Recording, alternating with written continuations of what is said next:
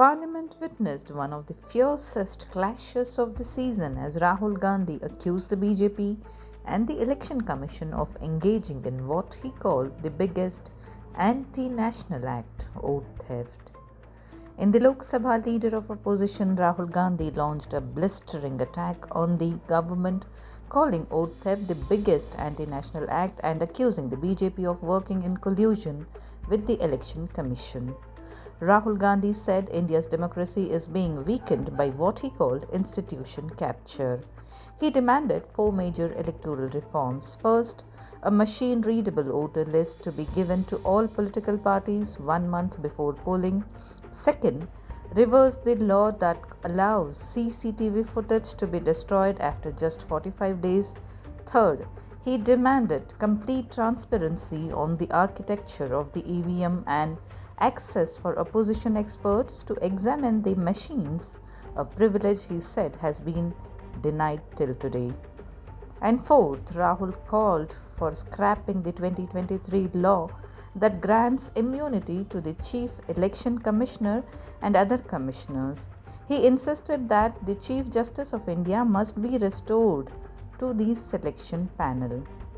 Rahul Gandhi alleged that the Haryana election was stolen and pointed to 1.2 lakh duplicate photos found during roll revision in Bihar.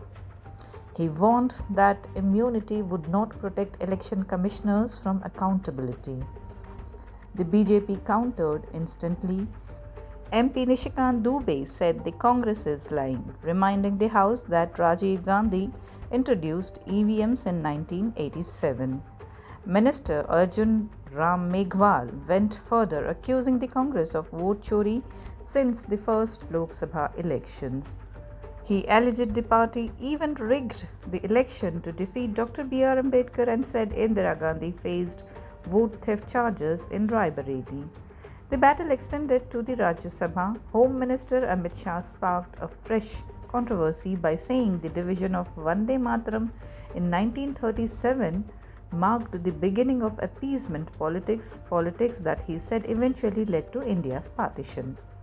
He accused Jawaharlal Nehru of limiting the national song to 2 stanzas, adding that many believe partition might not have happened had Vande Mataram not been divided.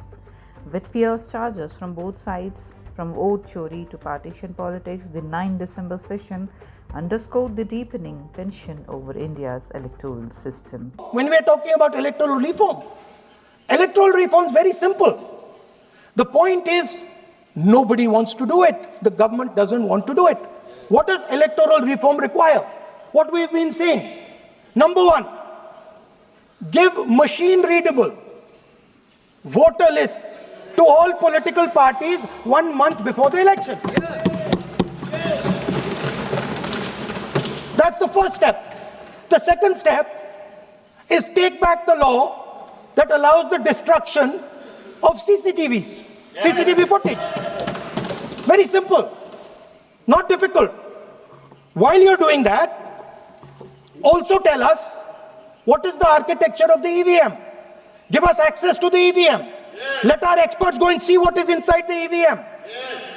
Till today, we have not had access to the EVM. We are not shown the architecture of the EVM. We're not physically allowed to go and see an EVM. Give us the architecture. Give us access to the EVM. And finally, please change the law that allows the election commissioner to get away with whatever he wants to do. That's all the electoral reforms you need. And I want to assure the election commissioner that they might be under the impression that this law lets them get away with it. Let me remind them, don't worry, we are going to change the law and we are going to change it retroactively and we are going to come and find you. Right? So this is the situation that the country is faced with. You know, everybody says to us, India is the biggest democracy. Actually, I was thinking today, we're not just the biggest democracy, we're the greatest democracy. And I'm not saying it just like that. I'm saying it, America calls itself the oldest democracy. But the democracy that weaves together the largest number of people, the largest diversity of people, the largest number of languages, the largest number of states is this. And so our most powerful asset, the thing that stitches together the entire concept of modern India, stitches together the fabric of modern India, brings people together, allows them to build this great nation, is being attacked by these people. They're destroying it. You know they're destroying it. I know they're destroying it. And they know they're destroying it. And I'd like to conclude by saying that the biggest anti-national act you can do is vote chori. There is no bigger anti-national act that you can do than vote chori. Because when you destroy the vote, you destroy the fabric of this country. You destroy modern India, you destroy the idea of India. So I'd like to conclude by saying vote chori is an anti-national act, and those across the aisle are doing an anti-national act.